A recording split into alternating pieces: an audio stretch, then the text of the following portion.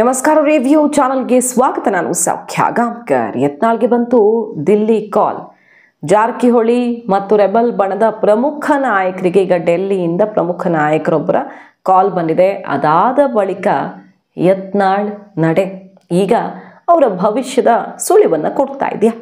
ಮಾಹಿತಿನ ಮುಂದೆ ಇಡ್ತಾ ಹೋಗ್ತೀವಿ. ಮಿಸ್ ಮಾಡಿದ್ರೆ ನಮ್ಮ ಚಾನಲ್ನ ಸಬ್ಸ್ಕ್ರೈಬ್ ಮಾಡಿ, ನಿಮ್ಮ ಅಭಿಪ್ರಾಯ ಕಮೆಂಟ್ ಮಾಡಿ ತಿಳಿಸಿ. ಎಸ್ ವೀಕ್ಷಕರೇ, ಉಚ್ಚಾಟನೆ ಮಾಡಾದ್ಮೇಲೆ ಪಕ್ಷಕ್ಕೂ ಅವ್ರಿಗೂ ಸಂಬಂಧ ಇಲ್ಲ. ಆದರೆ ಅಸಲಿಗೆ ಹೈಕಮಾಂಡ್ಗೂ ಒಂದು ಯೋಚನೆ ಇರುತ್ತೆ. ಇಷ್ಟೆಲ್ಲ ಹಾರಾಡ್ತಾ ಗಲಾಟೆ ಮಾಡ್ತಿರೋರಿಗೆ ಒಂದು ಸಲ ಆದರೂ ಬಿಸಿ ಮುಟ್ಟಿಸ್ಬೇಕಲ್ವ. ಹಾಗಂತ ಸಂಪೂರ್ಣವಾಗಿ ಯತ್ನಾಳ್ ಅವ್ರನ್ನ ಪಕ್ಷ ಕಳ್ಕೊಂಡೇ ಬಿಡುತ್ತೆ ಅಂತ ಏನು ಅನ್ಸಲ್ವಲ್ಲ. 1-2 ವರ್ಷ ಬಿಟ್ಟು, 6 ವರ್ಷಕ್ಕೆ ಅಂತ ಉಚ್ಚಾಟಿಸಿದ್ರು ಕೂಡ 1-2 ವರ್ಷ ಬಿಟ್ಟು ಎಲೆಕ್ಷನ್ಗೂ ಮೊದಲು ಅವರನ್ನು ಕರ್ಕೊಳ್ಳುವಂಥ ಸಂಭವ ದಟ್ಟ ಸಾಧ್ಯತೆ ಇರುತ್ತೆ. ಇಷ್ಟೆಲ್ಲ ಗೊತ್ತಿದ್ದು ಕೂಡ ಈಗಲಾದರೂ ನಿನ್ನೆ ರೆಬಲ್ ಟೀಮ್ ಮೀಟಿಂಗ್ ಮಾಡ್ತಲ್ವ, ರಮೇಶ್ ಜಾರಕಿಹೊಳಿ ಅವರ ನೇತೃತ್ವದಲ್ಲಿ ಬೇರೆ ಎಲ್ಲರೂ ಬಂದರು. ಯತ್ನಾಳ್ ಅವರು ಕೂಡ ಅಲ್ಲಿ ಮೀಡಿಯಾ ಕಣ್ತಪ್ಪಿಸಿ ಸೇರಿಕೊಂಡ್ರು. ಮೀಟಿಂಗ್ ನಡೀತು. ಬೇರೆಯವರೆಲ್ಲ ಸಲಹೆ ಕೊಟ್ಟಿದ್ದದೇ ಯತ್ನಾಳ್ ಅವ್ರಿಗೆ. ಓಕೆ, ಎಲ್ಲ ನಡೆದಿದ್ದು ಓಕೆ, ಮಾತನಾಡಿದ್ದೊಂದು ಜಾಸ್ತಿ ಆಯಿತು. ಅದೇ ಈಗ ಸಮಸ್ಯೆ ಆಗಿರೋದು. ಮಾತಾಡದೆ ಕೆಲಸ ಮಾಡಬೇಕಿತ್ತು. ಇನ್ನು ಮುಂದೆ ನಾವು ಮಾತಾಡೋದಲ್ಲ, ಕೆಲಸ ಮಾಡಿ ತೋರಿಸ್ಬೇಕು ಅನ್ನುವ ನಿರ್ಧಾರ ತಗೊಂಡು ಬಂದಿದ್ದಾರೆ. ಅದಾದ ಮೇಲೂ ಕೂಡ ಯತ್ನಾಳ್ ಅವರ ಅಬ್ಬರ ಮುಂದುವರಿತಾ ಇದೆ. ಹೈಕಮಾಂಡ್ ಮಟ್ಟದಲ್ಲಿ ಗುರುತಿಸ್ಕೊಂಡಿರೋ ನಾಯಕರು. ಹೈಕಮಾಂಡ್ ಅಂದರೆ ಈಗ JP ನಡ್ಡಾ ಅಥವಾ ಶಾ ಲೆವೆಲ್ ಅವರೆಲ್ಲ, ಅವ್ರಿಗಿಂತ ಕೆಳಗಿನ ನಾಯಕರು, ಕರ್ನಾಟಕಕ್ಕೆ ಸಂಬಂಧಪಟ್ಟಂತಹ ಪ್ರಮುಖ ನಾಯಕರೊಬ್ಬರು ಯತ್ನಾಳ್ಗೆ ಸೂಚನೆಯನ್ನು ಕೊಟ್ಟಿದ್ದಾರಂತೆ ಕಾಲ್ ಮಾಡಿ. ಮತ್ತು ರಮೇಶ್ ಜಾರಕಿಹೊಳಿ ಇನ್ನಿತರರಿಗೂ ಕೂಡ ಕಾಲ್ ಬಂದಿದೆ. ನೀವು ಹೈಕಮಾಂಡ್ ನಿರ್ಧಾರದ ವಿರುದ್ಧ ಎಷ್ಟು ಅಬ್ಬರಿಸ್ತಿರೋ ಅಥವಾ ಟೀಕ್ಸೋದು, ಪ್ರಶ್ನೆ ಮಾಡೋದು, ಆಕ್ರೋಶದ ಮಾತುಗಳನ್ನ ಆಡೋದು, ಇದು ನಿಮ್ಗೆ ಇನ್ನೂ ಕಾಸ್ಟ್ಲಿ ಆಗಬಹುದು. ನೆನಪಿಟ್ಕೊಳ್ಳಿ, ಕೆಲಸ ಏನು ಮಾಡ್ತಿರೋ ನಿಮ್ಮ ಪಾಡಿಗೆ ನೀವು ಕೆಲಸ ಮಾತ್ರ ಮಾಡ್ಕೊಂಡು ಹೋಗಿ.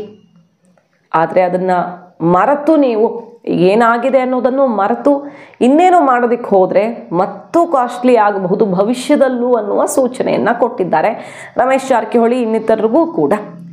ಯಾಕಂದರೆ ಈಗ ಉಚ್ಚಾಟಿತ ನಾಯಕನ ಜೊತೆಗೆ ಮೀಟಿಂಗಿಗೆ ಇವರೆಲ್ಲ ಹೋಗಿದ್ದು ತಪ್ಪಾಗತ್ತೆ. ಹಾಗಾಗಿ ವರದಿ ತಗೊಂಡು 4-5 ಜನಕ್ಕೆ ನೋಟಿಸ್ ಕೊಡೋ ತಯಾರಿನೂ ಆಗಿದೆ. ಉಚ್ಚಾಟಿತನ ಜೊತೆ ಹೋಗಿ ಕೂತ ಮೇಲೂ ಹಾಗೆ ಸುಮ್ಮನೆ ನೋಡ್ಕೊಂಡು ಕೂರೋಕ್ಕಾಗಲ್ವಲ್ಲ ಹೈಕಮಾಂಡ್. ಹಾಗಾಗಿ ನೋಟಿಸ್ ಅಷ್ಟಕ್ಕೆ ಸುಮ್ಮನಾಗಬೇಕು, ನಿಮ್ಮ ವಿರುದ್ಧವೂ ಕ್ರಮ ಆಗಬಾರ್ದು ಅಂದರೆ ಯೋಚಿಸಿ ಹೆಜ್ಜೆ ಇಡಿ ಅನ್ನುವಂಥ ಸಂದೇಶನೂ ಬಂದಿದೆ. ಆದರೆ ಯತ್ನಾಳ್ ಮಾತ್ರ ಇದೆಲ್ಲದರ ನಡುವೆ ಮತ್ತಷ್ಟು ಗುಡುಕ್ತಾ ಇದ್ದಾರೆ ವಿಜಯೇಂದ್ರ ವಿರುದ್ಧ. ಯತ್ನಾಳ್ ಬಹಳಷ್ಟು ಸೀಕ್ರೆಟ್ಗಳಿವೆ ನನ್ನ ಹತ್ರ, ಹೊರಗಿಡ್ತೀನಿ ಅಂತ ಇವತ್ತು ಒಂದು CD ಬಾಂಬ್ ಸಿಡಿಸಿದ್ದಾರೆ.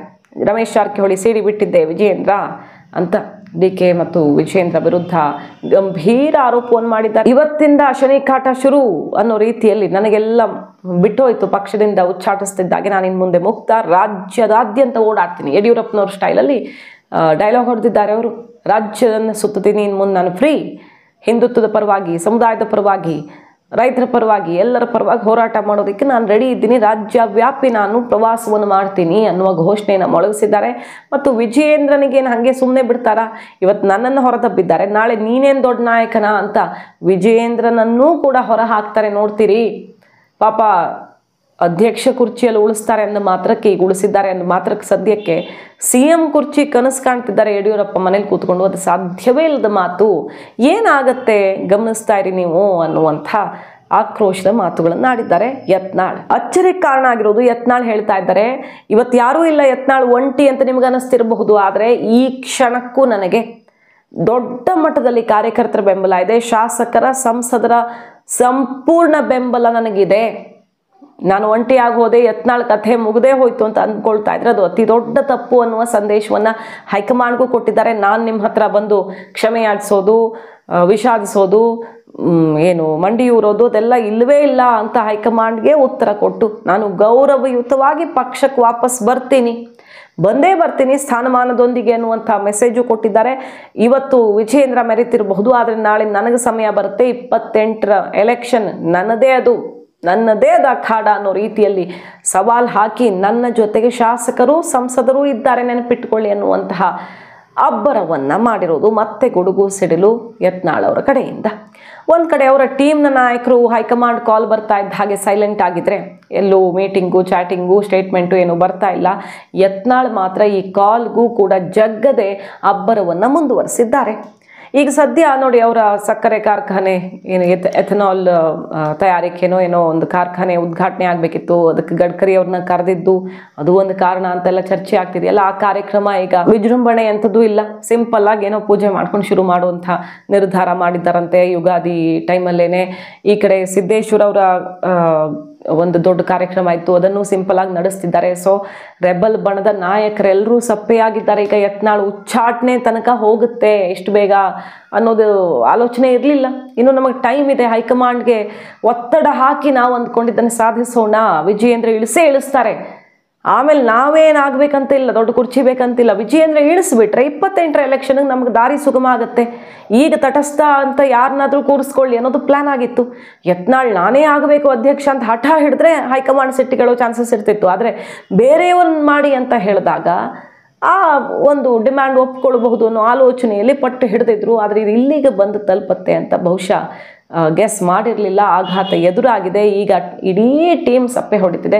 ಹೈಕಮಾಂಡ್ನ ಸಂದೇಶ ಬೇರೆ ಬಂದಿರೋದ್ರಿಂದಾಗಿ ಯಾರು ತುಟಿಕ್ ಪಿಟಿಕ್ ಅಂತಿಲ್ಲ. ಆದರೆ ಹೈಕಮಾಂಡ್ನ ಈ ಮೆಸೇಜ್ಗೂ ಬಗ್ಗದೆ, ಅಂದರೆ ಪಕ್ಷದ ಚೌಕಟ್ಟಲ್ಲೇನಿಲ್ಲ, ಅವರು ಭವಿಷ್ಯದ ದೃಷ್ಟಿಯಿಂದ ಯಾರೋ ಒಬ್ಬರು ಹಿತೈಷಿಯಾಗಿ ಹೈಕಮಾಂಡ್ ಹತ್ರ ಇರೋರು ಒಂದು ಸಲಹೆ ಕೊಟ್ಟಿದ್ದಾರೆ. ಹೈಕಮಾಂಡು ಹೇಳಿರಬಹುದು ಕಿವಿ ಮಾತನ್ನು, ಈಗಲಾದರೂ ಸರಿ ಇದ್ರೆ ಮುಂದಾದರೂ ಏನಾದರೂ ಆಗಬಹುದೇನೋ ನೆನ್ಪಿಟ್ಕೊಳ್ಳಿ ಅಂತ.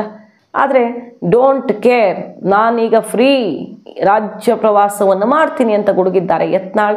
ಕಾದು ನೋಡಬೇಕು ರೀತಿ ಇರಲಿದೆ ಯತ್ನಾಳ್ ಅವರ ಇನ್ನು ಮುಂದಿನ ಹೋರಾಟ, ಅಥವಾ ಕೆಲಸಕ್ಕಿಂತ ಮಾತು ಕಾಸ್ಟ್ಲಿ ಆಗಿ ಸಮಸ್ಯೆ ಎದುರಾಗುತ್ತಾ ಅಂತ. ಮಾಹಿತಿ ನಿಮ್ಗೆ ಇಷ್ಟ ಆಗಿದ್ರೆ ಮಿಸ್ ಮಾಡಿದ್ರೆ ನಮ್ಮ ಚಾನಲ್ನ ಸಬ್ಸ್ಕ್ರೈಬ್ ಮಾಡಿ, ನಿಮ್ಮ ಅಭಿಪ್ರಾಯ ಕಮೆಂಟ್ ಮಾಡಿ ತಿಳಿಸಿ. Thank you.